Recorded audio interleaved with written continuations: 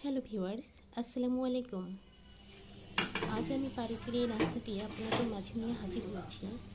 একবার করে দেখুন, পরিবারের ছোট বড় সবাই আপনার উপর খুশি হয়ে যাবে। আর কথা না বাড়িয়ে চলে যায় মূল পর্বে।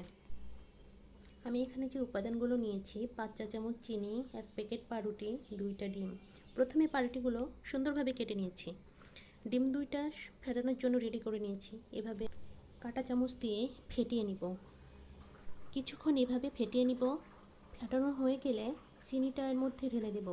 যতক্ষণ না চিনিটা মিশে যায় ততক্ষণ আবার নেড়েচেড়ে মিশিয়ে নিব।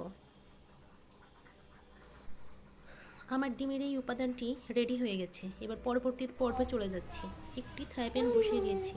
ফ্রাই প্যানটি গরম হয়ে গেলে এর মধ্যে 3 টেবিল চামচ পরিমাণ তেল ঢেলে দেব।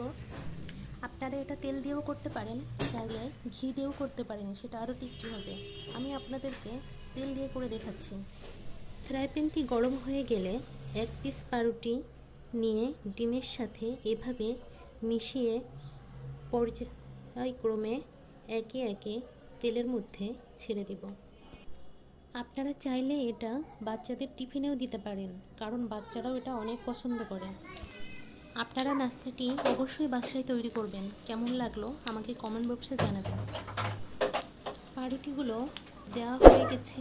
এখন আমি কিছুক্ষণের মধ্যে উল্টিয়ে দিব, নইলে ধরে যেতে পারে, সুন্দর কালার আসবে না। নাস্তাটি বানানোর সময় চুলাটি অবশ্যই লো হিটে রাখবেন, নাহলে পারফেক্ট হবে না। আমি আরেকটু সুন্দর কালার করে নিব, এই জন্য পাউরুটি আর একবার উল্টে দিচ্ছি। দেখুন কতটা সুন্দর কালার চলে এসেছে।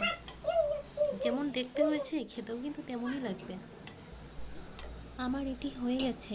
এখন আমি একে একে নামিয়ে নিচ্ছি।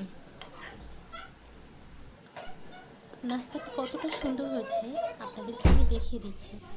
ভিডিওটি যদি ভালো লেগে থাকে লাইক, কমেন্ট, শেয়ার করবেন, অবশ্যই সাবস্ক্রাইব করবেন। এতক্ষণ আমার সাথে থাকার জন্য আপনাদেরকে অনেক ধন্যবাদ। সবাই ভালো থাকবেন। আল্লাহ হাফেজ।